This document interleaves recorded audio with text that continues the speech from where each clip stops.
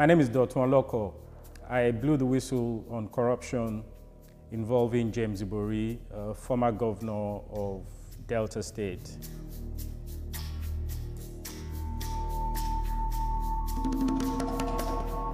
He had a UK passport and a Nigerian passport. He used to work at a DIY company, and he and his wife were working together in one of their branches. They were involved in shoplifting. I think he may also have been involved in some form of credit card fraud along the way. It was after his conviction in the UK that he now returned back to Nigeria.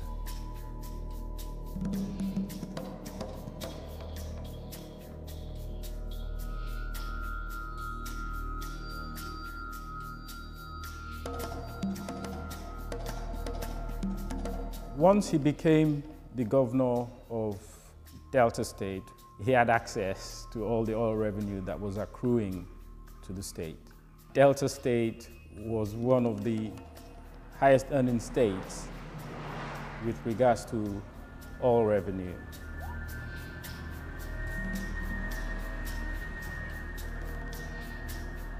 There's a stark contrast between the oil-rich state and the living standards of the average Deltan.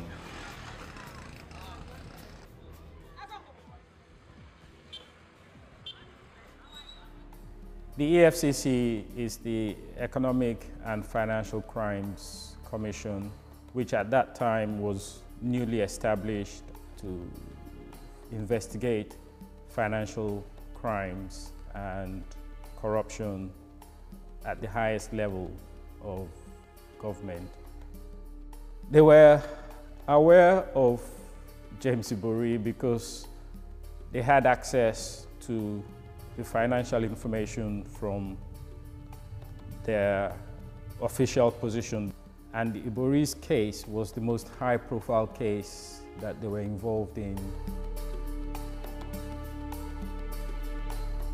He attempted to bribe the chair of the EFCC at that time in order to stop the investigation into him.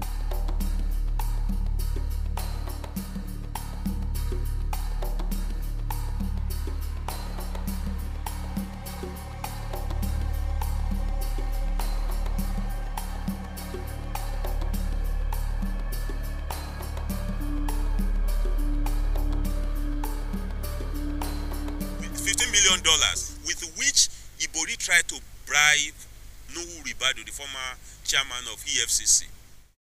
This man stole Delta money to try to bribe the EFCC. 171 count charge was thrown away by Awukuleye, including the one that involved the bribe of $15 million, and the evidence is in your hand. I think those first set of charges were thrown out of the court on a technicality, so the case did not proceed. The scandal reverberated not just nationally, but internationally. I decided to try and make a factual documentary to seek to establish whether one could make the argument that the EFCC was biased or not. And because the Ibori story was the biggest and story of the time, I decided to use that as the base for the documentary. During that time, I have been given access to the EFCC.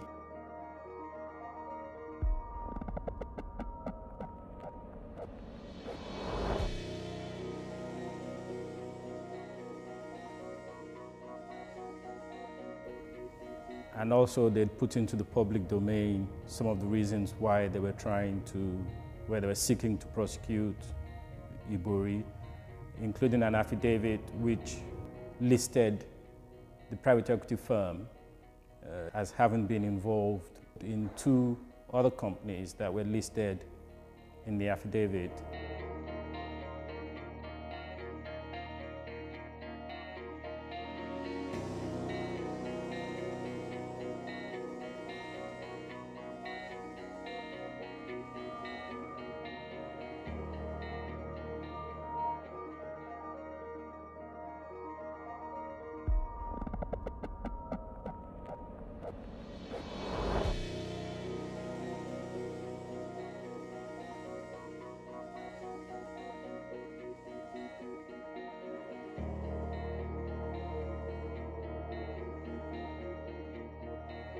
Ibori also had a UK lawyer called Bhadresh Gohil, who was involved in helping him to launder the monies that he had illicitly acquired.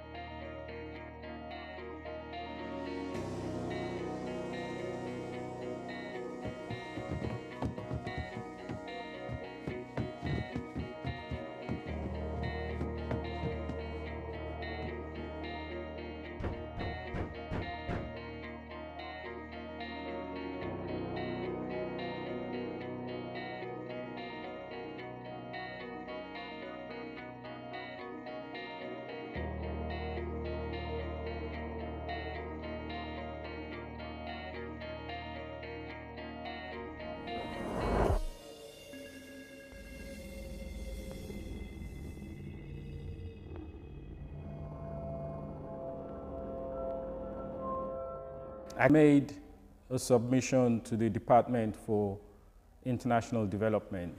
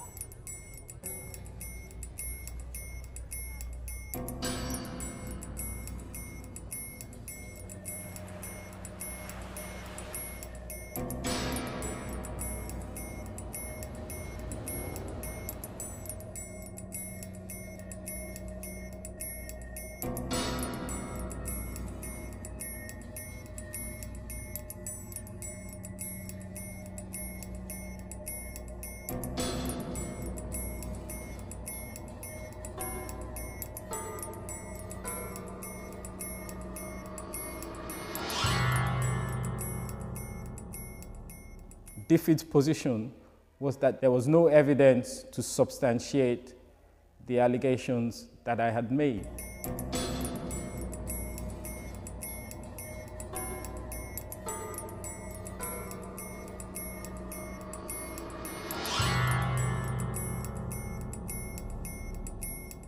Everybody is acutely aware that corruption is the biggest impediment to development.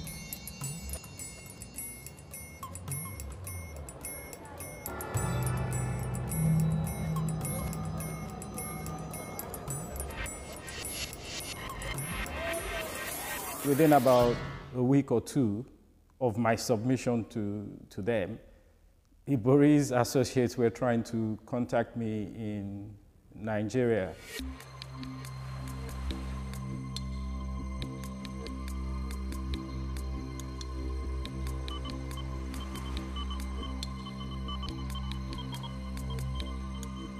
So I was acutely aware that my identity had been leaked. I was placed under covert surveillance, including in the UK, where they came to my house, followed me taking my children to school, did background checks on different members of my family.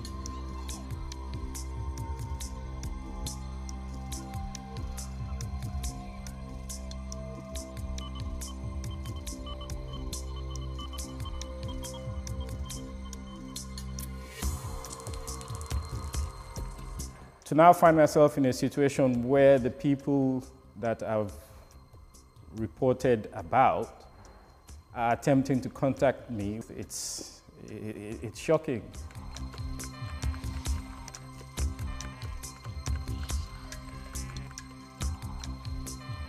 So when Jonathan became president, Ibori felt it was now unsafe for him to remain in Nigeria.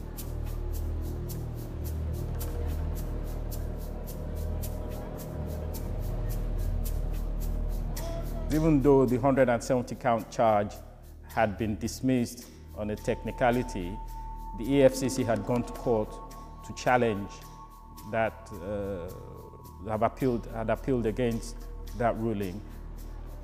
And they still had other charges that they were seeking to bring.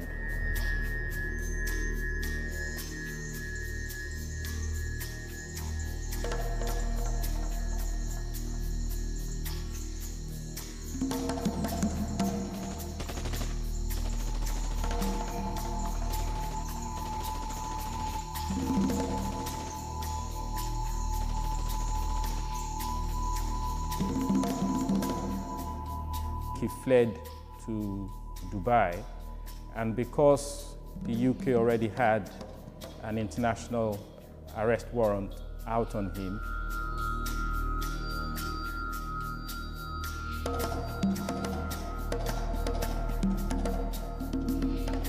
he was picked up in Dubai and then subsequently extradited to the UK.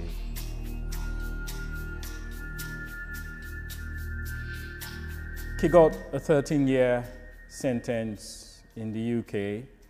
The fraud he admitted to, including diverting funds to buy a private jet,